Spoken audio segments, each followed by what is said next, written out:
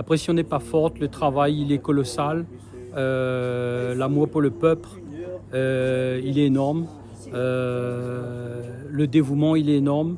Et je prends à cœur ma mission que le peuple m'a confiée de défendre ses intérêts pour son pouvoir d'achat, pour sa sécurité, pour lutter contre l'immigration illégale et pour aider notre territoire à avancer d'un point de vue économique et pour le bien-être de la population.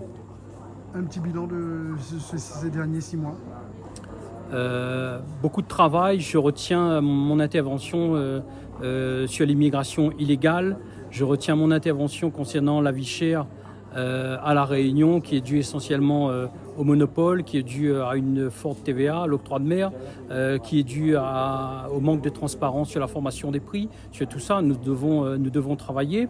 Et puis tout récemment, ma fierté, c'est d'avoir fait adopter un amendement jeudi pour donner la priorité aux entreprises de Mayotte et de La Réunion pour pouvoir vendre nos marchandises et nos produits pour la reconstruction de Mayotte qui doit se faire avant tout avec les Réunionnais et les Mahorais pour Mayotte et pour les Mahorais. Votre position sur un sujet qui préoccupe les Réunionnaises et les Réunionnais, c'est les violences des mineurs isolés, les violences urbaines importées de Mayotte. Eh bien, écoutez, comme je disais tout à l'heure en conférence, ce sont essentiellement les Comoriens qui arrivent à Mayotte et qui arrivent chez nous, qui sèment le trouble. Il ne faut pas faire l'amalgame entre nos frères de Mayotte et de La Réunion. Ceci dit, tout le monde doit être vigilant. Je sais que la communauté mahoraise est vigilante là-dessus. Nous, Réunionnais, nous sommes vigilants parce qu'il est important de garder un cadre de vie de paix, de sérénité et d'entente. C'est à tout le monde de travailler ensemble pour que ces exactions et cette insécurité de la part des Comores cessent. Il appartient au gouvernement de stopper l'immigration illégale des Comores vers Mayotte et La Réunion.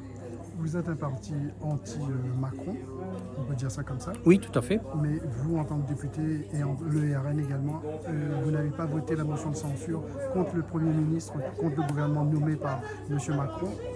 Est-ce que ça ne sème pas un petit peu désordre dans l'esprit de l'opinion? Il ne faut pas voter une motion de censure pour voter une motion de censure. On a toujours dit qu'on est de bon sens et on vote quand ce n'est pas bon. Concernant Barnier, il voulait une augmentation de 400 milliards d'impôts. Ce n'était pas possible pour les Français, pour les entreprises. Nous avons voté la motion de censure. Aujourd'hui, il y a une démarche qui est sur la table. Il y a un projet de loi qui va revenir. Il y a des situations sur lesquelles il faudra travailler. Nous verrons au cas par cas. Quand ce sera bon, et s'il n'est pas bon, nous va voter la motion de censure.